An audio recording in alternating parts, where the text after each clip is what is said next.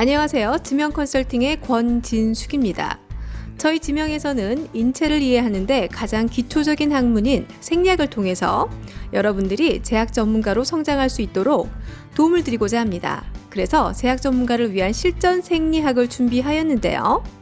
이번 강의는 제약 전문가를 위한 실전 생리학 그 첫 번째 시간으로 생리학의 개요부터 시작해서 필수적이고 중요한 생리학의 개념에 대해서 설명드리도록 하겠습니다.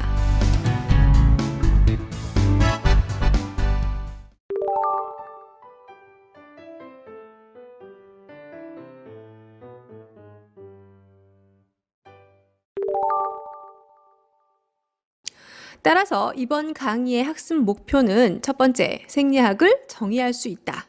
두 번째, 제약 전문가로서 생리학을 학습하는 것이 얼마나 중요한 것인지를 이해할 수 있다.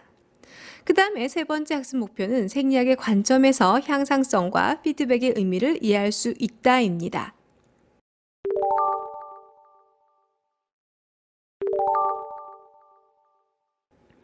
생리학, 영어로는 physiology라고 하는데요. 이런 생리학의 정의를 살펴보면 생리학은 자연인 physis, 그 다음에 학문인 logos의 합성어로 원래는 자연과학적 현상을 연구하는 학문이었습니다. 특히 자연과학적인 현상 중에 생물에 관한 모든 분야를 포함하는 의미였는데요. 오늘날에는 과학의 발달과 연구 분야의 세분화로서 그 의미가 축소되어서 생명체 기능에 초점을 맞추어 생명의 이치를 연구하는 학문으로 정의되고 있습니다. 생명의 이치를 연구하는 학문이라고 하면 굉장히 포괄적인 개념인 것 같죠? 그러면 다른 학문과의 비교를 통해서 좀 더 생리학에 대한 구체적인 이해를 도와드리도록 하겠습니다. 아마 여러분들이 가질 만한 첫 번째 의문은 일반적으로 생리학이라고 하면 생물학과는 다른 거냐? 다르다면 뭐가 다른 거냐? 라고 생각을 하실 텐데요. 우리가 잘 알고 있는 생물학은 가장 큰 범주로서 생물을 다루는 학문입니다. 그리고 이 생물학은 생물의 모양과 구조를 연구하는 형태학, 그리고 생물의 기능을 연구하는 기능학으로 나눌 수가 있는데요. 그리고 이 형태학은 세포의 모양과 구조에 따라서 세포학, 조직학, 해부학으로 나눌 수가 있는데요.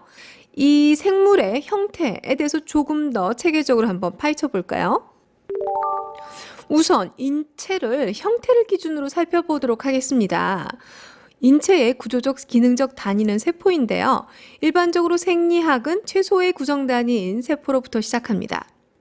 단 하나의 세포를 가진 생물은 우리가 단세포 생물이라고 하죠. 그리고 여러 개의 세포로 구성된 생물을 우리가 다세포 생물이라고 하는데요. 인체는 당연히 다양한 기능을 가진 세포가 모여있는 다세포 생물입니다.